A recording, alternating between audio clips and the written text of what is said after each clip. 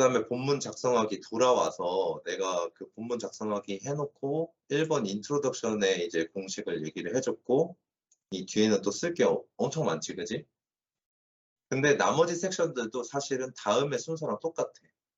첫 번째, 타겟 전을 우리가 정했지. 그 다음에 블루프린트 있지.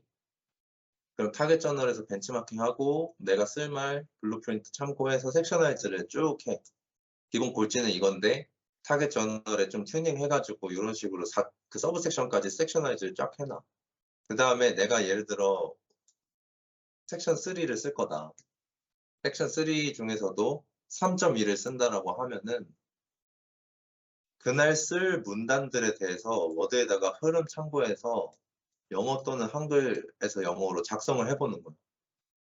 예를 들어 오늘 3.1을 쓴다 라고 했을 때 그 전까지 썼던 1, 2, 3.1 복귀해서 섹션별 흐름 이어지게 염두를 시키고 섹션 1, 2에서는 이렇게 썼으니까 3에서는 이런 거 써야 되겠구나 라는 거를 느끼면서 그리고 3.1에서 이거 얘기했으니까 항상 이게 흐름이라 그랬지? 유기적인 흐름?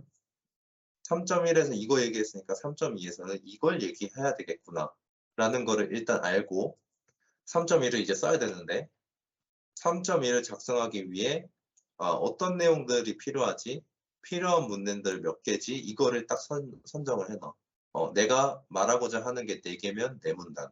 해서 3.2 전체를 말하기 위해서는 주제별로 3개가 필요하니까 3개 문단이 필요하겠구나.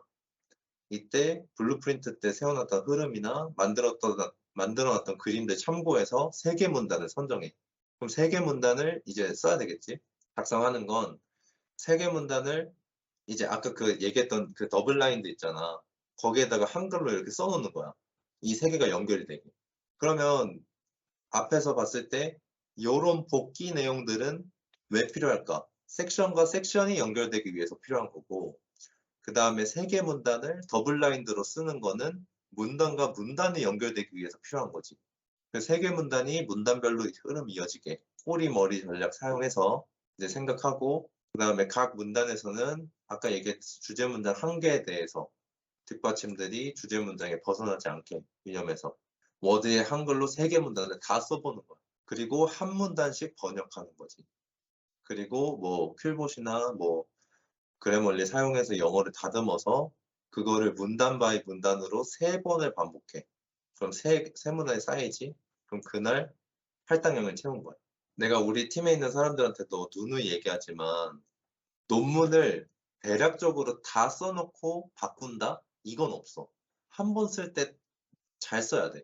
한 번 쓸 때 100이면은 95% 정도, 90%, 95%가 되게끔 써놔야 돼.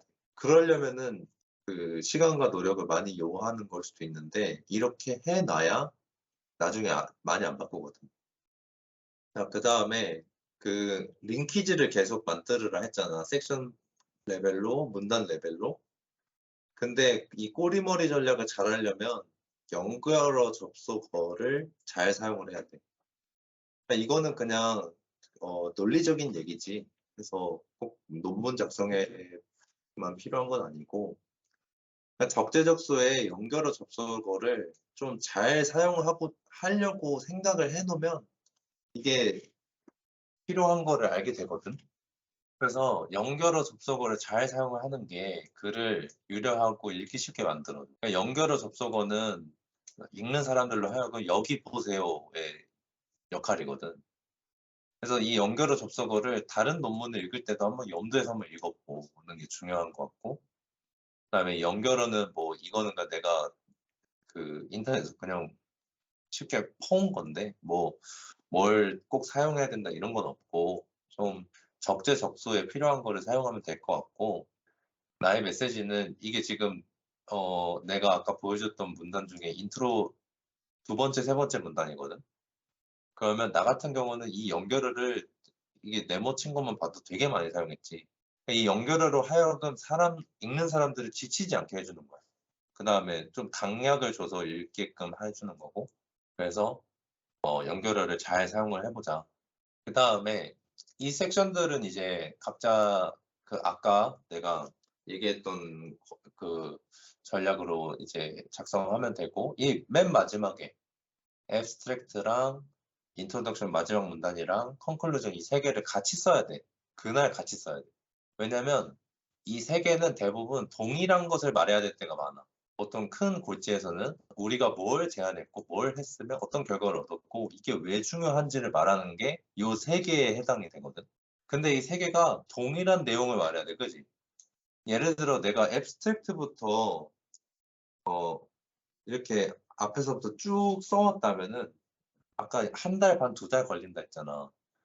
그러면 예를 들어 introduction을 썼을 때의 시점이 예를 들어 오늘이 8월 22일이니까 7월 초쯤 될 거야. 그럼 오늘 conclusion 써야 되는데 7월 초에 생각했을 때랑 오늘이랑 말하고자 하는 게 다르면 읽는 사람은 인트로랑 뭐 다르다라고 느낀단 말이야. 근데 써야 되는 내용은 똑같아.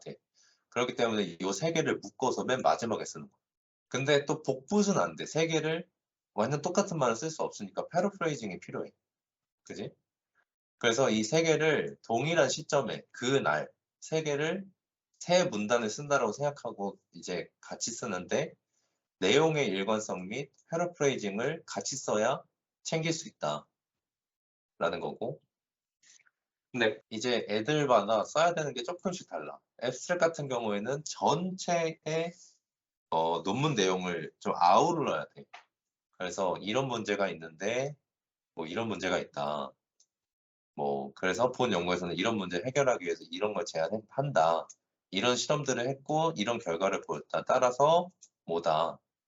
뭐 이런 식으로. 그러면 요거 같은 경우에는 인트로고 요거 같은 경우에는 제안한 방법이니까 프로포스 메소드고 이거 같은 경우는 결과니까 리저턴 디스커션이지. 그러니까 전체의 본문을 다 아울러야 되고 인트로 마지막 문단 같은 경우에 그 4문단 아까 네 번째 그래서 앞에 딥러닝이 이제 이렇게 쓰였는데 이런 문제가 있기 때문에 4문단에서는 본 연구에서는 이런 문제를 해결하기 위해 이런 걸 제안하고 이런 걸 보기 위해 이런 실험들을 하고 이런 걸 보기 위해 이런 실험들을 한다. 결과는 아직 안 읽은 상황이야. 결과는 아직 내면 안 돼. 그다음에 컨클루전 같은 경우에는 맨 마지막이잖아. 본 연구에서는 이런 문제를 해결하기 위해 뭐를 제안했고 이런 실험을 통해서 이렇다라는 거를 확인했고 이거는 이래서 중요하고 앞으로 이거에 활용될 수 있을 것이다. 보면은 얘네가 한 80%는 일치하는 거를 알 수 있어. 그지? 그렇기 때문에 동일한 날을 써야 된다.